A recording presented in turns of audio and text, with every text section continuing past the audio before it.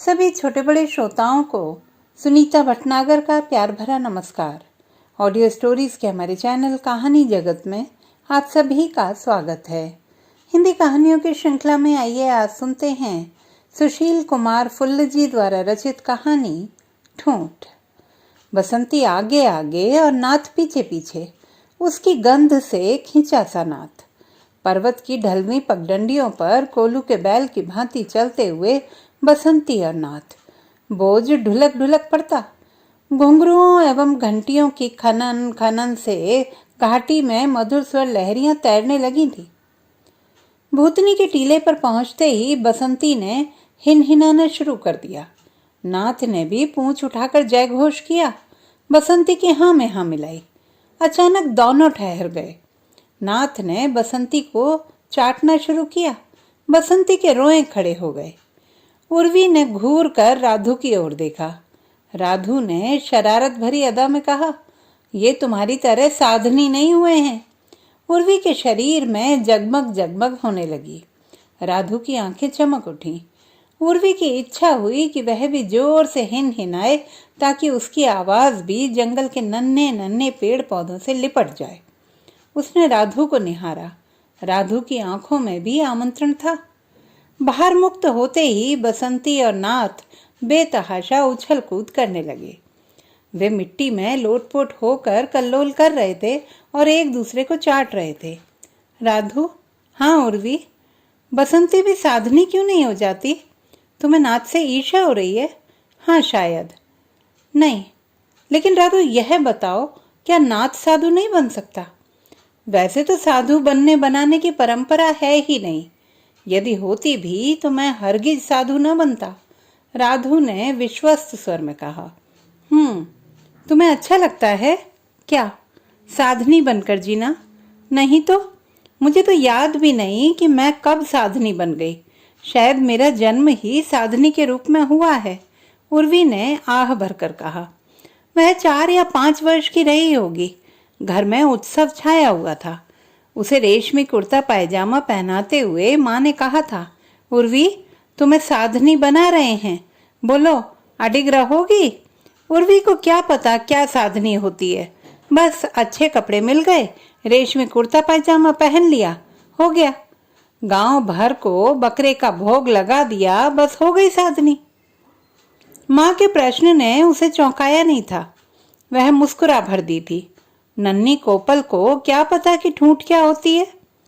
फिर वह उछलती कूदती गांव भर में हो आई थी। सबसे कह रही थी, मैं साधनी बन गई, मैं साधनी हो गई। घर में उसका खास दर्जा हो गया था। समाज में भी वह आदमियों की भांति घूमती रहती। खेत में काम करती, घर में भी वह सफेदे के वृक्ष की भांति बढ़ने लगी थी। गांव में खुमारी छाई थी। उर्वी की हम उम्र सहेली हिमजा का विवाह था। कुल 8 वर्ष की गुड़िया और दूल्हा 10-12 साल का, पगड़ धारण किए हुए, नया चोला डोरा पहने हुए। बारात लड़खड़ाती हुई झूम रही थी, नाच रही थी। सारे वायुमंडल में एक लय उभर आई थी। उर्वी ने अपनी माँ से पूछा था, हिमजा के यहाँ आज क्या हो रहा है? उसका विवाह हो रहा है। क्यों? क्यों क्या? सब लड़कियों का विवाह होता है। तुम्हारा भी हुआ था माँ? हाँ, लाडा लाडी को ले जाता है। तुम्हें ऐसी बातें नहीं करनी चाहिए, माँ ने समझाया था। क्यों? क्योंकि तुम साधनी बन चुकी हो। साधनी क्या लड़की नहीं रहती? तुमने अभी तो कहा कि सभी लड़कियों का विवाह होता है। कल मेरा विवाह नहीं होगा? उर्वी ने आश्चर्य से पूछा। नहीं होगा, नहीं होगा। तुम साधनी हो और साधनियों का विवाह नहीं होता, माँ ने खींच कर कहा। माँ, साधनी और भूतनी में कोई अंतर नहीं होता।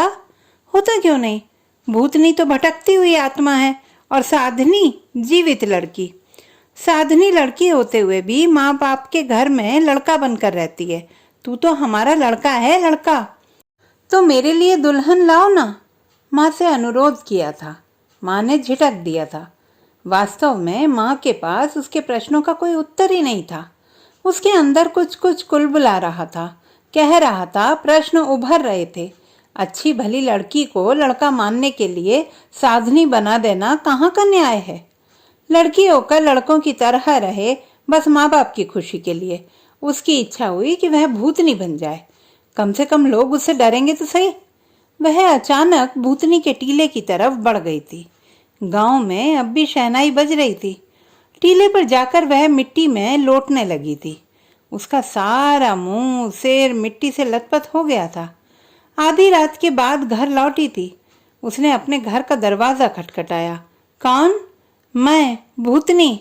हे राम, जाओ जाओ, अपने टीले पर लौट जाओ, बदहवासी माँ बोली। अगले दिन चेला बुलाया गया था। उर्वी की झाड़ फूंक की जा रही थी।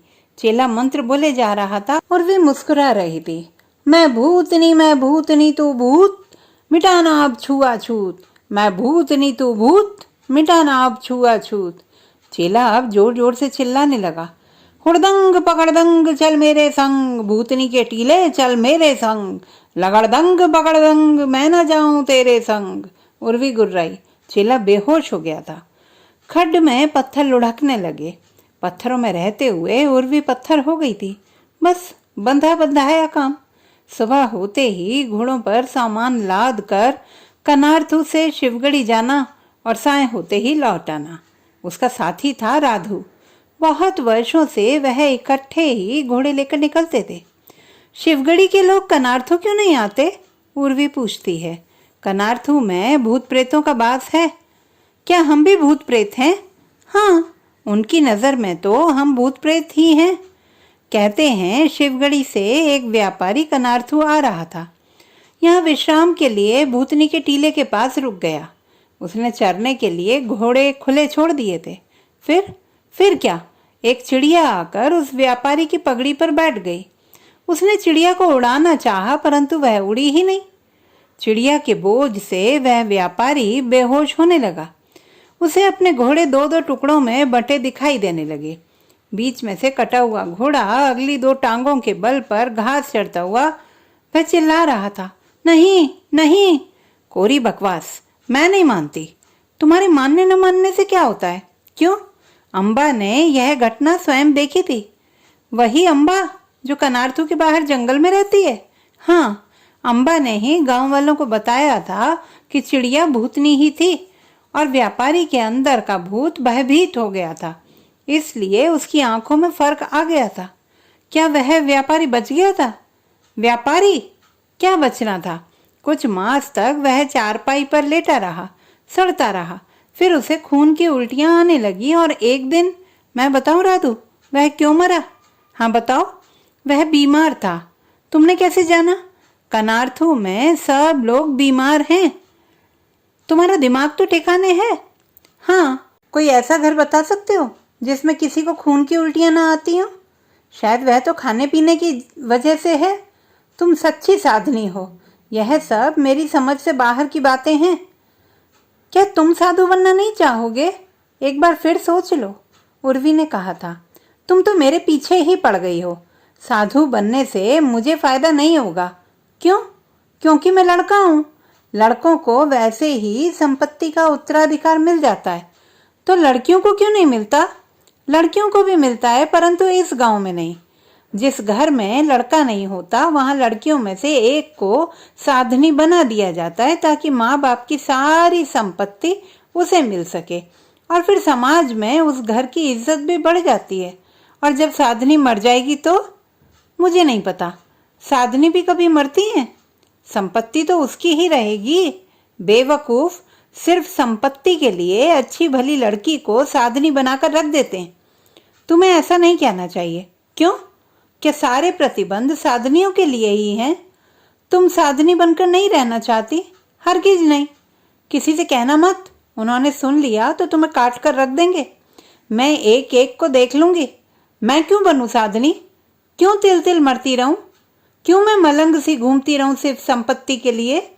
ये मिट्टी भी किसी की हुई है। कल मैं मर जाऊंगी, मिट्टी में मिल जाऊंगी। फिर बस, क्या ये सारे प्रतिबंध मिट्टी के शमन के लिए हैं? राधु, तुम भी बेवकूफ हो। उर्वी, तुम भटक रही हो। तुम डरपोक ही रहे ना। उर्वी की व्यंग्य मुस्कान राधु को चीर जाती, परंतु वह चुप हो जाता। साधनी से संबंध स्थापित करना भूतनी के क्रोध को आमंत्रित करना था। वह तूफान से शांत थी। एक साय वह अम्बा के पास पहुंच गई थी। अम्बा को हैरानी हुई थी। कनार्थू गांव के ऊपर पहाड़ की चोटी पर अम्बा की कुटिया थी। कैसे आई उर्वी? अम्बा, आप मुझसे बहुत बड़ी हैं। बड़ी छोटी से कोई अंतर नहीं पड़ता, हैं तो दोनों साथिन। अम्बा, अब अकेली रहती हो? कभी कनार्थू नहीं आती? क्या कोई मोह नहीं जागता? पगली, मोह कैसा? साधनी का जीवन तो ठूंठ होता है जो कभी फूलता फलता नहीं है। नहीं अम्बा, मैं नहीं मानती। तुम साधनी हो और साधनी का अर्थ मोह माया त्यागना है। क्या तुम्हें कभी यौवन में कोई इच्छा जागृत नहीं हुई? क्यों कुरेदती हो? तुम्हें विद्रोह करना चाहिए था।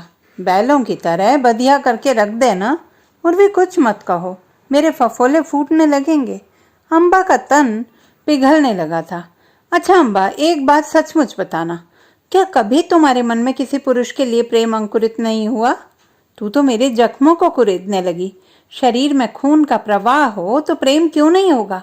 हुआ था, परंतु मैं भीरू बनी रही और समय निकल गया।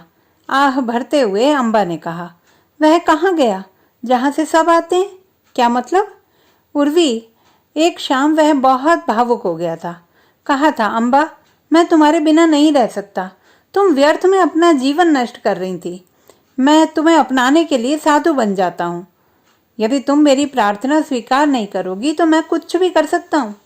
पता नहीं मेरे मन में क्या आया, मैंने कठोर होते हुए कहा था, मैं तो साधनी हूँ। ठूठ, बिल्कुल ठूठ। तुम मेरी तपस्या में बाधा क्यों डालते हो? सुनो, फिर मुझे कभी अपनी शक्ल मत दिखाना। मैं साधनी की परंपरा पर कलंक नहीं बनना चाहती। और वह फिर कभी नहीं लौटा। अच्छा, क्यों? उसने बिनवा खड्ड में छलांग लगा दी थी। ओह! उर्वी की आंखों में आंसू थे। वह बोली, तुम्हें दुख तो हुआ होगा। दुख? उस दिन से मैं यहाँ बाहर रहने लगी। उसकी आत्मा के लिए प्रार्थना करते मेरा समय गुजरता है। वह लौटकर नहीं आया। वह हर रोज आता है, मुझसे बतियाता है, फिर चला जाता है। उर्वी ने देखा, अब अम्बा की आंखों में विश्वास था। शायद अम्बा अपने आप से बतियाती होगी, इसीलिए उसे पागल कहते हैं सब। उर्वी लौट आई थी एक भारी मन लिए। रात भर उसे नींद नहीं आई थी। उसने सोचा वह अम्बा के पास जाकर उसका मन बहलाया करेगी, परंतु अभी गांव सोया ही पड़ा था कि कोहराम मच गया। अम्बा ने बिनवा खड्ड में छलांग लगा दी थी। अम्बा ने आत्महत्या कर ली थी। वह बीमार थी, कोई कह रहा था। सब साधनियां बीमार होती हैं। दूसरा स्वर, उसने भी तो आत्महत्या ही की थी। साधनी हो तो ऐसी हो। गांव वाले अपने अपने अनुमान लगा रहे थे, परंतु उर्वी जानती थी कि अम्बा को आत्महत्या के लिए उकसाने में उसका भी सहयोग था। बीड़ी के लंबे लंबे कश खींचने के बाद वह बहुत देर तक दूर दूर तक लहलहाते जंगलों को देखती रही। फिर बोली, राधो, राधो, तुम भी ठूंठ हो? क्या मतलब? उर्वी ने बसंती और नाथ के मुंह कनार्थू की ओर मोड़ते हुए कहा। अलविदा। क्या कहती हो? राधु बोला। डरो मत, ठूंठ से भी घबराते हो?